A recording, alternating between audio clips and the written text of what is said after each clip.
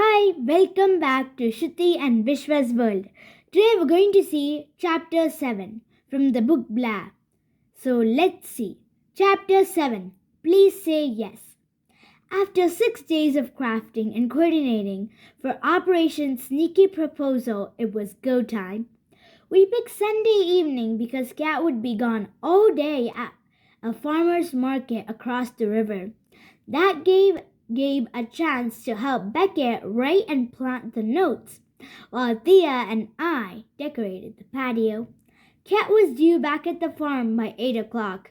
Thea was desperate to stay, but she had to go home for a family dinner. Remember every detail, she said to me before she left, so you can tell me tomorrow. Beckett and I sat in front of the greenhouse playing tic-tac-toe in the dirt, feeling as excited as if it were Christmas Eve. At 3 minutes after 8, Kat finally pulled up. "Hey guys," she called. "Are you here to help me unload the truck?" "Even better," Beckett called, pointing at the door of the greenhouse. "We have a surprise for you." Kat saw the note taped to the door handle of the greenhouse. "What's this?" "It's for your anniversary," I said. "I have an anniversary?" asked Kat. "Of working at Pleasant View Farm. It will be 2 years this month."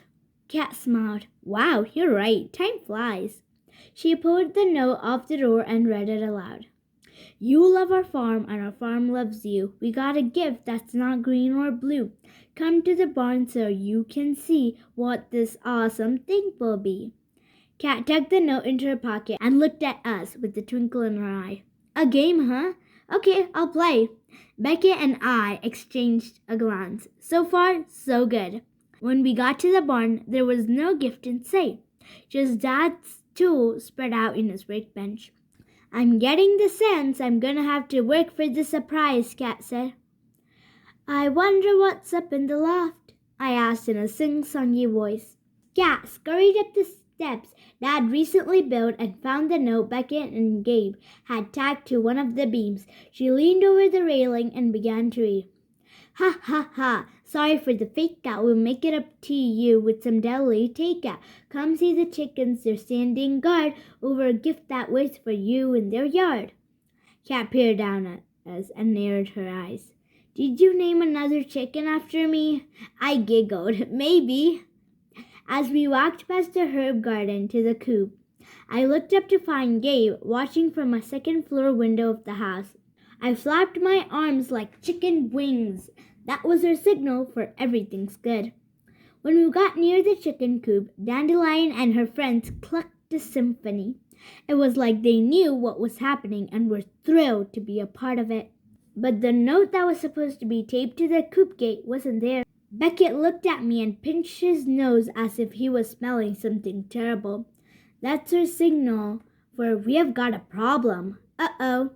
Kat opened the gate and searched the coop. "I'm assuming there's a note in here somewhere. Please don't tell me I have to look under the chickens." "There it is," cried Beckett, pointing to the white slip of paper lying on the ground in the corner of Penny and Dash's pen. "The wind must have blown it off the coop." "Oh, good." But as soon as Kat approached the pen, Dash trotted over to greet her. That's when he noticed the paper too. Now it was a race. "Get it before Dash does," I called to Kat as she scrambled through the gate and into the pen. "Is this part of the game?" Kat called as she lunged at the paper. But Dash was faster, and in a second the goat had the note in his mouth.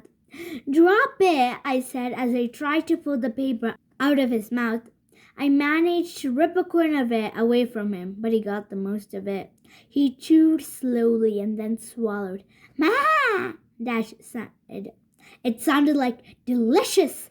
"Bad coat," Kat said, trying not to laugh. She looked over my shoulder as I straightened out the slip of paper. All that was left was the first line of the clue. "Okay, so we had to prank you again," I read aloud. "Good prank," Kat said. "Beckett, what did the rest say?" I whispered. "I don't remember," he whispered back. Then he pinched his nose again. I tried to think, but my mind was blank. All I could remember was that we had to get Kat to the gazebo for her next clue. We couldn't give up the game and just tell her where to go next. It would ruin the magic. "I'm the proposal assistant," I told myself. "I'll make this work."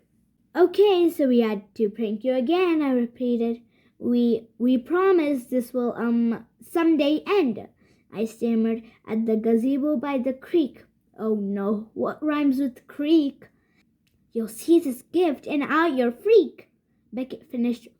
Cat burst out laughing. Nice save, to the gazebo. Of course, the game didn't end at the gazebo. There was another note sending her to one of the vegetable fields, and in the vegetable field, taped to a marker flag, there was a poem telling her to go to the porch of the house. I know where this is all headed, said Cat. You do? Beckett and I said together. The restaurant, right? An extra large of creme brulee? Let's go see, I said, relieved that she hadn't figured it out. When we got to the porch, she read the last clue, taped to the rocking chair. You made it this far. You're almost there. We know we haven't been totally fair. Come to the restaurant. Your surprise does wait. Hurry, hurry. You don't want to be late. Aha! Cat exclaimed. I was right. Beckett and I followed Cat through the house and into the restaurant dining room. It looked like any other Sunday evening, with tables full of guests. But tonight, Grandpa, Mom, and Dad were standing at the far end of the room, in front of the French doors that led to the patio. My heart was pounding as Cat walked over to my parents. I was nervous. I could only imagine what Gabe was feeling on the other side of the doors. Cat hugged my parents and Grandpa. Maggie, Daniel, and Ben, thank you. Not yet, said Mom. You have a little further to go, Dad added. Cat tilted her head, confused, as Grandpa opened the patio doors. There on the courtyard patio were dozens of pictures of Gabe and Cat, smiling, laughing, and holding hands. Thea and I had strung the photos on rainbow striped ribbons and hung them so that they crisscrossed the patio.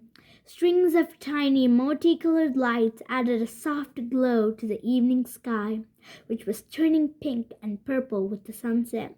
We had lined the stone tiles of the patio with luminarias that I had made from the paper bag from Gabe's favorite deli. Cat laughed when she saw them. I hope Gabe wasn't in the charge of food for tonight. Follow the bags, I told Cat. She did. When she got to the other side of the big oak tree, she gasped. There in a circle of luminarias were tiny white candles that spelled out, Cat, will you marry me? Gabe stepped out from around the corner, looking so nervous. I was afraid he wouldn't be able to speak. He didn't say a word. Instead, he got down on one knee and pulled a small box out of his pocket. Cat took a step back. She didn't say anything either. Aren't people supposed to talk during a proposal? What if this wasn't going like it was supposed to? Then Cat rushed toward Gabe and threw her arms around him, saying, Yes, yes, yes! Mom and Dad and Grandpa and Beckett and I cheered. I didn't even have to do my speech, Gabe laughed. You said it all with this. Cat motioned to the photos, lights, candles, and lanterns. Gabe met my eyes and mouthed the words, Thank you. Good job, proposal assistant, Mom whispered to me before she went to get the creme brulee. You created a totally unique setting for this incredible memory. I looked at Beckett. He looked back at me. We both started flapping our arms. If you like this chapter from the book Blaire, don't forget to subscribe to our channel and remember to click the bell button. Bye! Thanks for watching!